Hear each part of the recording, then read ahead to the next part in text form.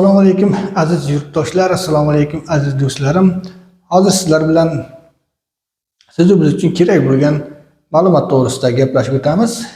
Hammamiz bilib turibmizki, qish yaqinlashib kelyapti. Sovuq kunlar yaqinlashib kelyapti. Bu sovuq kunlarda nima bo'ladi? Albatta shamollash kasalliklari, gripp turimiz yoki o'tki nafas yo'llari, ya'ni yuqori nafas yo'llari shamollash kasalliklari ko'payadi. Bundan nima bo'ladi? Albatta boshqa belgilar bilan birgalikda temperaturani ko'tarilishi bo'ladi, ya'ni isitma chiqadi. Isitma chiqqanda hammamiz doim bilib qo'ygan odatimiz bor. Bilasizlarmi nima? U vrach bormi, vrach yo'qmi? Qizig'i yo'q. Vrachdan so'rash kerakmi, so'ramash kerakmi? Yoki tibbiyot xodimi kerakmi? Bunday qilamizda, analgin dimitrol o'g'li anaga dimidor qilib qo'ying deymizdir. Hamshirani chaqiramizdir. Anaga dimidor qilib qo'ying. Sovqatib ketyapman. Isitmam chiqyapti deymiz. Bundan buyog'iga unday qila ko'rmang do'stlar. Temperaturasi ko'tariladigan bo'lsa, to'g'ri, har bitta inson issiqjon sog'liqi o'ziga kerak. Lekin agar u yosh go'dak chaqaloq bo'lmaydigan bo'lsa, katta yoshdagi bolalar bo'ladigan bo'lsa, toki katta yoshdagi insonlargacha ana shu toifadagi insonlar temperatura ko'tarilishi bilan darrov mana bundoq analgin dimidrol yopishmaylik. To'g'ri, temperatura ko'tarilganda insonda noxush bo'ladi, odam bosh og'riydi, lanch bo'ladi, ishtahasi bo'lmaydi, ko'nglingiz qayt qilish, tanasi taqsam og'rish bo'ladi.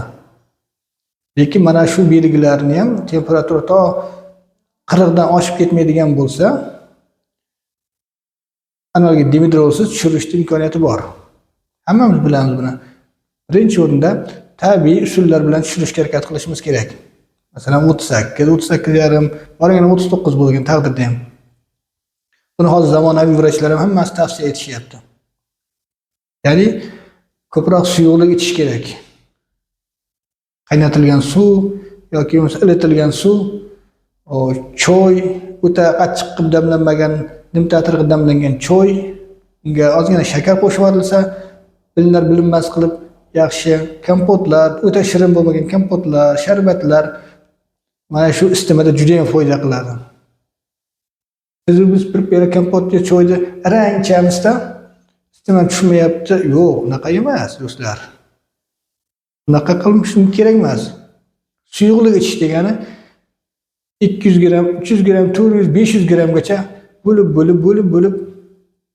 5 minut, 10 minut oralig'ida iching. Ana shu suv organizmga so'rilgandan keyin qonni yuvib, zaharli mikroblar ajrab chiqargan toksinlarni qonda yuvib, siydik bilan chiqarib tashlaydi. Temperatura pastlaydi shunda. Badanni spirtga suvni qo'shib yoki bo'lmasam aroq bilan yoki juda bo'lmasam oddiy iliq suv bilan artish kerak butun badanni. Unda ham temperatura anchagina pastlaydi. Darrov mana bundoq doriga yopishib olmasdan olib darrov analgin dimidrol qilib qo'ying. Voy boshim og'rib ketdi. Voy lanch bo'lib ketyapman demasdan mana aptekada eng nima arzon hammamiz aptekamizda bor spirt, 70% spirt.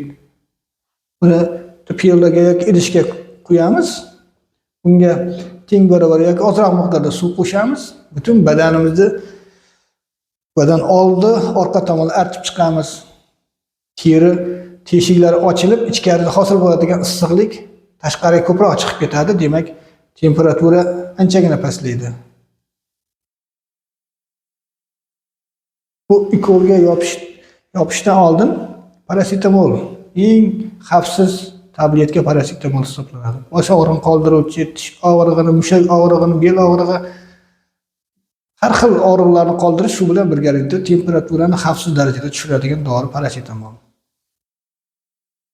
Boshqa kuchli tabletkalarga, boshqa qo'shimcha tabletkalarga yopishni ham keragi yo'q do'stlar. Men sizlarga aytib o'tmoqchi bo'lgan maslahatim shu do'stlarim. Iloji boricha tabiiy yo'l bilan dori-darmonsiz tushirishga harakat qilish kerak.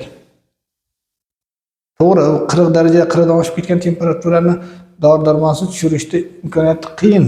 Lekin o'sha 40 gacha bo'lgan temperaturaga grippda bo'ladimi yoki bo'lmasam aytgan yuqori nafas yo'llari shamollashlari kasalliklaridan ko'proq o'sha kasalliklarda temperatura chiqadi. Xalqimiz orasida, sizu bizni oramizda uy sharoitida ko'proq mana shu holatda temperatura oshadi.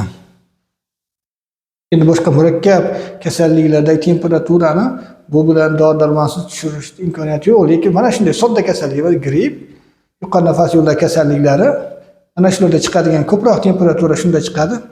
Mana shu chiqqan temperaturani dori darmonsiz tushirishga harakat qilinglar. Bu aynan sinovdan tajribadan o'tgan usul.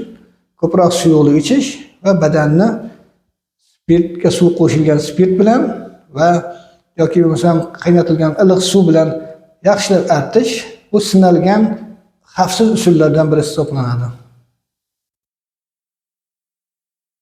Agar sizlarga tavsiyalar ma'qul kelgan bo'lsa,